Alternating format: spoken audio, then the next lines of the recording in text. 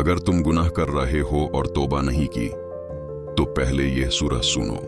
कह दो कि तुम माल खुशी से खर्च करो या नाखुशी से, तुमसे हरगिज कबूल नहीं किया जाएगा। तुम नाफरमान लोग हो और इनके खर्च किए हुए मालों के कबूल होने से कोई चीज माने नहीं होती सिवाय इसके कि इन्होंने अल्लाह से और उसके रसूल से कुफ्र किया और नमाज को आते हैं तो सुस्त तो काहिल होकर और खर्च करते हैं तो नाखुशी से। बस तुम इनके माल और औलाद से ताज्जुब न करना।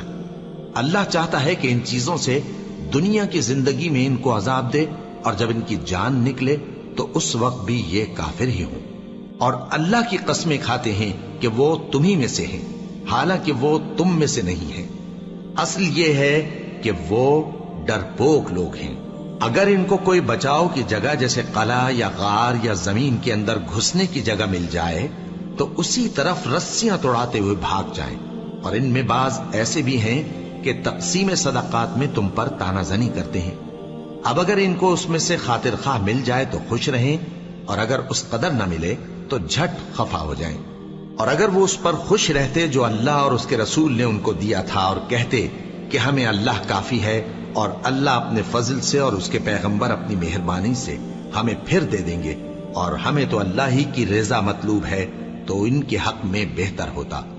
सदकात यानी ज़कात और खैरात तो मुफलिसों और नादारों और कारकुनाने सदकात का हक है, और उन लोगों का जिनके दिल जीतना मंजूर है, और गुलामों के आजाद कराने में, और कर्जदारों के कर्ज अदा करने में, और अल्लाह की राह में और मुसाफिरों की मदद में भी ये माल खर्च करना चाहिए।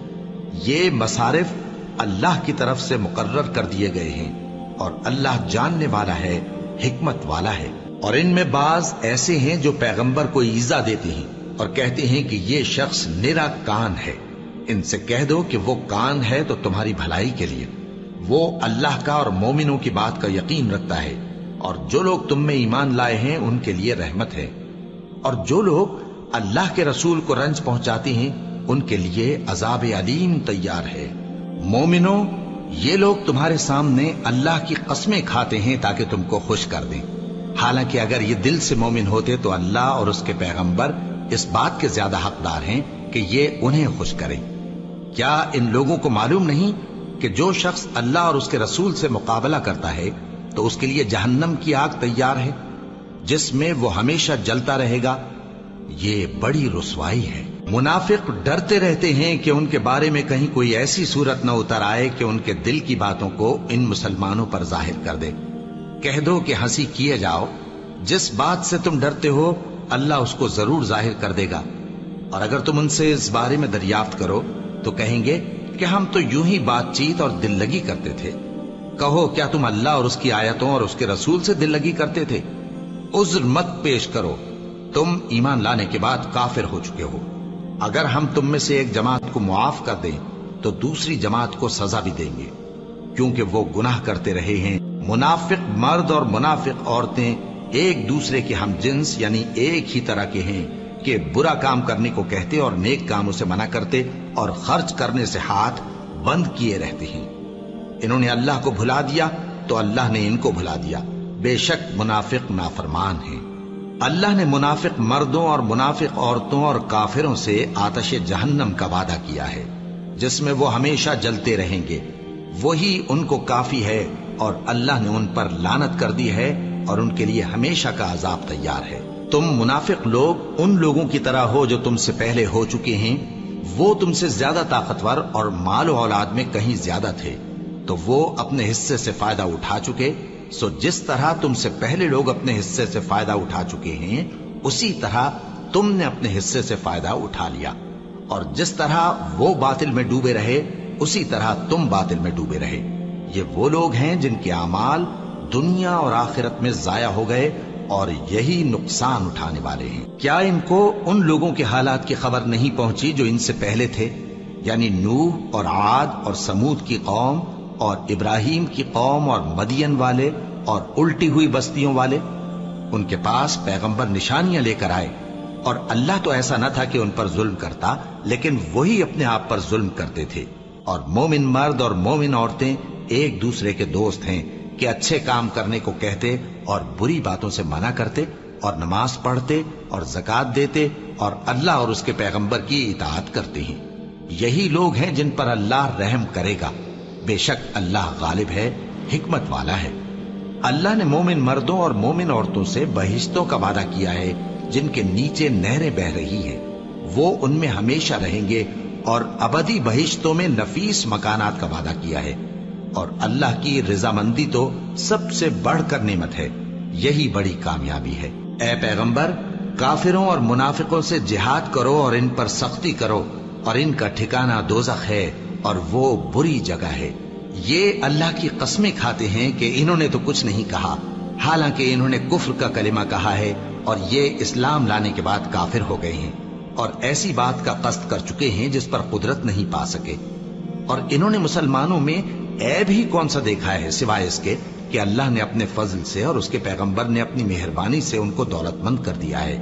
سو اگر یہ لوگ توبہ کر لیں تو ان کے حق میں بہتر ہوگا، اور اگر منہ پھیر لیں تو اللہ ان کو دنیا اور آخرت میں دکھ دینے والا عذاب دے گا، اور زمین میں ان کا کوئی دوست اور مددگار نہ ہوگا۔ اور ان میں بعض ایسے ہیں جنہوں نے اللہ سے عہد کیا تھا کہ اگر وہ ہم کو اپنی مہربانی سے مال عطا فرمائے گا تو ہم ضرور خیرات کیا کریں گے اور نیکوکاروں میں ہو جائیں گے، لیکن جب اللہ نے ان کو اپنے فضل سے مال دیا تو اس میں بخل کرنے لگے اور اپنے عہد سے روگردانی کر کے پھر بیٹھے۔ تو اللہ نے اس کا انجام یہ کیا کہ اس روز تک کے لیے جس میں یہ اللہ کے روبرو حاضر ہوں گے، ان کے دلوں میں نفاق ڈال دیا، اس لیے کہ انہوں نے اللہ سے جو وعدہ کیا تھا اس کے خلاف کیا، اور اس لیے کہ یہ جھوٹ بولتے تھے۔ کیا ان کو معلوم نہیں کہ اللہ ان کے بھیدوں اور مشوروں تک سے واقف ہے، اور یہ کہ اللہ غیب کی باتیں جاننے والا ہے؟ جو مسلمان دل کھول کر خیرات کرتے ہیں اور جو بیچارے غریب صرف اتنا ہی کما سکتے ہیں جتنی مزدوری کرتے اور تھوڑی سی کمائی میں سے بھی خرچ کرتے ہیں، ان پر جو منافق تان کرتے اور ہنستے ہیں، اللہ ان پر ہنستا ہے اور ان کے لیے تکلیف دینے والا عذاب تیار ہے۔ تم ان کے لیے بخشش مانگو یا نہ مانگو برابر ہے، اگر ان کے لیے 70 دفعہ بھی بخشش مانگو گے تو بھی اللہ ان کو نہیں بخشے گا، یہ اس لیے کہ انہوں نے اللہ اور اس کے رسول سے کفر کیا، اور اللہ نافرمان لوگوں کو ہدایت نہیں دیتا۔ جو لوگ غزوہ تبوک میں پیچھے رہ گئے وہ اللہ کے پیغمبر کی مرضی کے برخلاف بیٹھ رہنے سے خوش ہوئے، اور اس بات کو ناپسند کیا کہ اللہ کی راہ میں اپنے مال اور جان سے جہاد کریں، اور دوسروں سے بھی کہنے لگے کہ گرمی میں مت نکلنا، ان سے کہہ دو کہ دوزخ کی آگ اس سے کہیں زیادہ گرم ہے، کاش یہ اس بات کو سمجھتے۔ یہ دنیا میں تھوڑا سا ہنس لیں اور آخرت میں ان کو ان کے اعمال کے بدلے جو یہ کرتے رہے ہیں بہت سا رونا ہوگا۔ پھر اگر اللہ تم کو ان میں سے کسی گروہ کی طرف لے جائے اور وہ تم سے نکلنے کی اجازت طلب کریں تو کہہ دینا کہ تم میرے ساتھ ہرگز نہیں نکلو گے اور نہ میرے ساتھ مددگار ہو کر دشمن سے جنگ کرو گے۔ تم پہلی دفعہ بیٹھ رہنے سے خوش ہوئے تو اب بھی پیچھے رہنے والوں کے ساتھ بیٹھے رہو، اور اے پیغمبر، ان میں سے کوئی مر جائے تو کبھی اس کے جنازے پر نماز نہ پڑھنا اور نہ اس کی قبر پر جا کر کھڑے ہونا۔ یہ اللہ اور اس کے رسول کے ساتھ کفر کرتے رہے اور مرے بھی تو نافرمان ہی مرے۔ اور ان کے مال اور اولاد سے تعجب نہ کرنا، ان چیزوں سے اللہ یہ چاہتا ہے کہ ان کو دنیا میں عذاب کرے، اور جب ان کی جان نکلے تو اس وقت بھی یہ کافر ہی ہوں۔ اور جب کوئی صورت نازل ہوتی ہے کہ اللہ پر ایمان لاؤ اور اس کے رسول کے ساتھ ہو کر جہاد کرو، تو جو ان میں دولت مند ہیں وہ تم سے اجازت طلب کرتی ہیں اور کہتے ہیں کہ ہمیں تو رہنے ہی دیجئے کہ ہم بیٹھ رہنے والوں کے ساتھ ہو جائیں۔ یہ اس بات سے خوش ہیں کہ عورتوں کے ساتھ جو پیچھے رہ جاتی ہیں گھروں میں بیٹھ رہیں۔ ان کے دلوں پر مہر لگا دی گئی ہے، سو یہ سمجھتے ہی نہیں۔ لیکن پیغمبر اور جو لوگ ان کے ساتھ ایمان لائے سب اپنے مال اور جان سے لڑے، انہی لوگوں کے لیے بھلائیاں ہیں اور یہی مراد پانے والے ہیں۔ اللہ نے ان کے لیے باغات تیار کر رکھے ہیں جن کے نیچے نہریں بہ رہی ہیں، ہمیشہ ان میں رہیں گے، یہی بڑی کامیابی ہے۔ اور صحرا نشینوں میں سے بھی کچھ لوگ عذر کرتے ہوئے تمہارے پاس آئے کہ ان کو بھی اجازت دی جائے، اور جنہوں نے اللہ اور اس کے رسول سے جھوٹ بولا وہ گھر میں بیٹھ رہے۔